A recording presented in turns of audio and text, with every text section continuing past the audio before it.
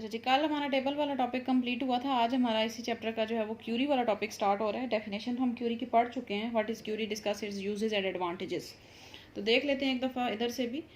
Important चीज़ है, अक्सर आ सकता है क्वेश्चन पेपर में, शॉर्ट में या लॉन्ग में भी आ सकता है कि क्यूरी इसके यूजेस और एडवांटेजेस बताएं। तो query is a statement that extracts the specific information database from database. ये कल हमने फिल्टर वाला जो टॉपिक पढ़ा था वो भी मैंने आपको बताया था, वो असल में क्यूरी के अंदर ही आना चाहिए। तो क्यूरी फिल्टर हमने पढ़ा था कि एक स्पेसिफिक क्राइटेरिया आप दे देते हैं। जैसे हमने एग्जांपल ली थी कि मार्क्स आर ग्रेटर देन 300 होंगे, तो जो पहले दोनों रिकॉर्ड थे जिसमें 600 और 500 मार्क्स थे तो वो आ गए, ठीक है। अगर मैंने कहा कि मार्क्स इक्वल टू 201 तो सिर्फ लास्ट वाला रिकॉर्ड आ गया जिसमें 201 थे मार्क्स, ठीक है। तो यानी कि एक स्पेसिफिक क्राइटेरिया आप सेट कर देते हैं, फिर उसके मुताबिक जो आपका रिजल्ट आता है उसको हम कहते हैं कि ये आपकी क्यूरी जनरेट हुई है, ठीक है। यानी कि बजाय इसके कि आप पूरे टेबल में से चीज़ें ढूंढें, आप क्या करते हैं, एक क्यूरी बना देते हैं, उसकी एक लगा देते हैं, क्राइटेरिया लगा देते हैं और उसका आपको रिजल्ट जनरेट होकर उस टेबल में एक नया टेबल बन जाता है और उसमें सिर्फ वही रिकॉर्ड्स होंगे जो आपने मांगे थे, ठीक है। या फॉर एग्जांपल मैं कहती हूँ कि ऐसे स्टूडेंट जिनका नाम ए से स्टार्ट हो रहा है वो आ जाए। तो अब मेरे पास 200 स्टूडेंट्स हैं, उसमें से फॉर एग्जांपल सिर्फ 20 थे जिनका नाम ए से स्टार्ट हो रहा होगा, तो वो जो ए से स्टार्ट वाले हैं उनका एक नया टेबल बन जाएगा जिसमें सिर्फ ए वाले से स्टार्ट होने वाले नाम आ जाएंगे, ठीक है। तो ऐसी चीज़ को हम कहते हैं query. Query is created by specifying fields to display from a table or another query. It can also specify criteria on one or more fields from for ये जरूरी नहीं है कि आप एक ही फील्ड के ऊपर कोई क्राइटेरिया लगाएं, वो आप एक से ज़्यादा के ऊपर भी लगा सकते हैं, ठीक है। Query can select records from one or more tables in the database. एक से ज़्यादा टेबल्स से भी आप सिलेक्ट कर सकते हैं, ठीक है।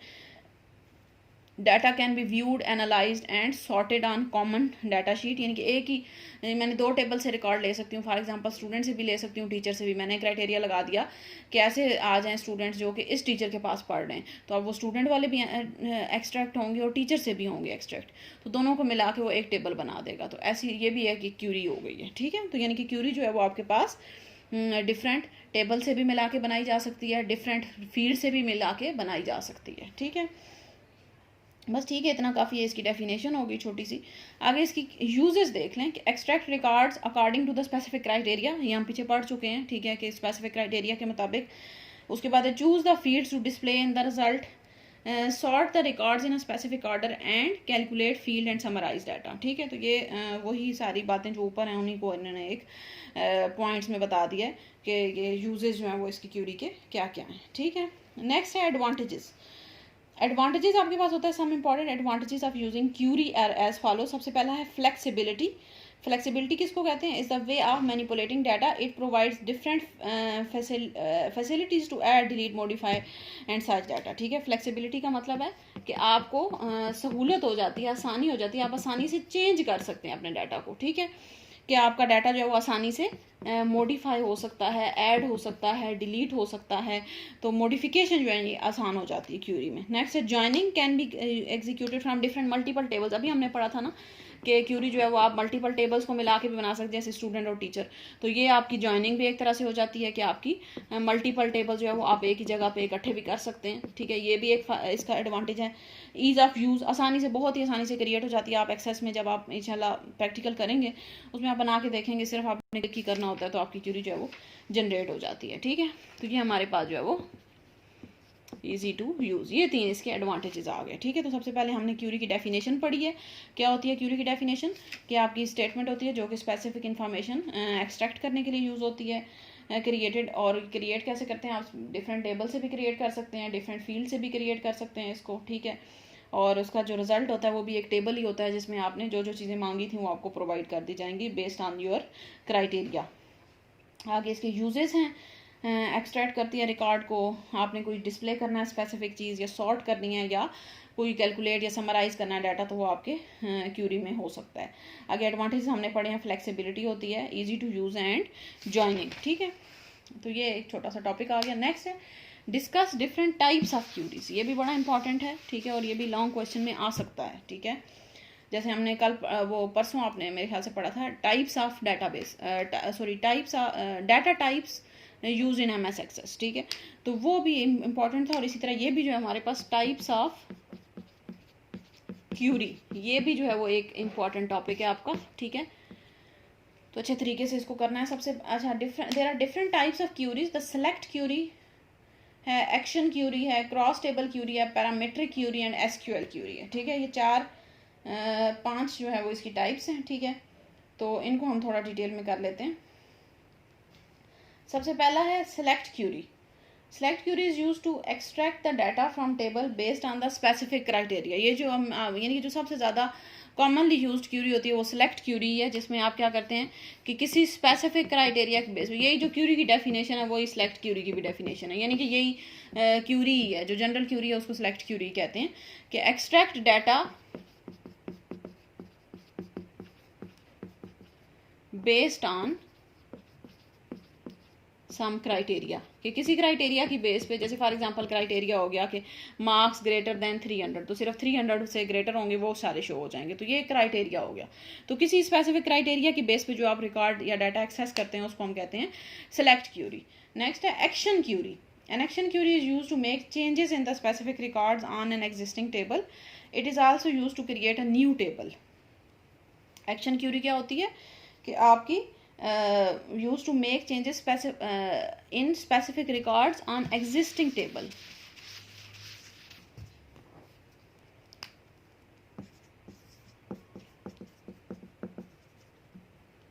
Action query जो है वो आपके पास make changes in existing table. अब existing table में changes आपके पास different type के हो सकते हैं। जैसे पहला है डिलीट क्यूरी। अब डिलीट क्या होगी कि आपने टेबल में से कोई चीज़ डिलीट करनी है तो उसके लिए आप जो है वो डिलीट क्यूरी लगा देंगे। ये भी एक चेंज ही हो गया ना, ठीक है, डिलीट करना भी चेंज ही है कि आपने उसमें से कोई चीज़ डिलीट कर दी तो टेबल तो चेंज हो गया ना, पहले जैसा तो नहीं रहा। नेक्स्ट इसी तरह से अपडेट क्यूरी की, आपने कोई चीज़ अपडेट कर दी, आपने जो है वो किसी चीज़ को फॉर एग्जाम्पल पहले किसी का एड्रेस कुछ और लिखा होता, आपने बाद में उसको चेंज कर दिया, तो उसके लिए जो आप क्यूरी लगाएंगे वो अपडेट क्यूरी हो जाएगी।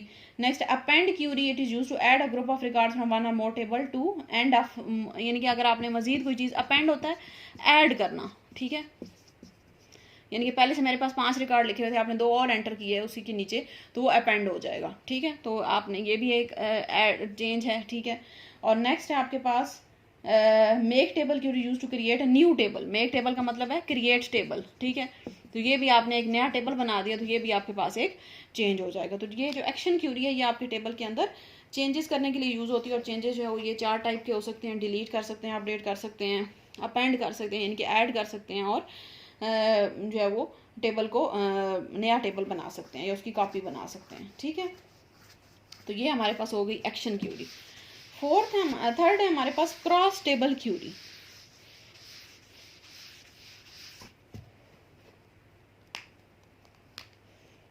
नंबर थर्ड इज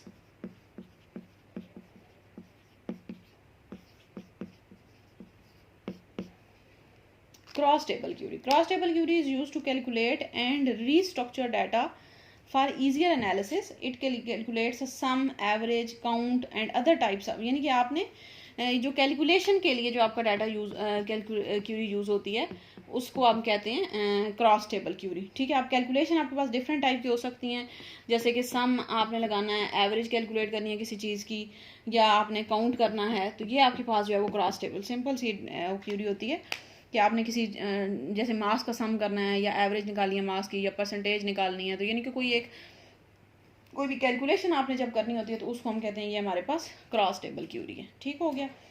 अच्छा, और नंबर 4 है आपके पास parametric query. This place a dialog box when it is executed, it gets some information from the user as parameter and these queries are used as the basis for creating forms and reports. Parameter क्या होती है? Displays a dialog box when it is executed. Parameter query किसको कहेंगे? जिसमें आपने जब भी कोई चीज़ एग्जीक्यूट की तो एक ये आपको समझ आएगी जब आप प्रैक्टिकल करेंगे, फिलहाल आप इसी डेफिनेशन ही कर लें। पैरामीटर क्या होती है? जिसमें आप जो है वो डिस्प्लेज अ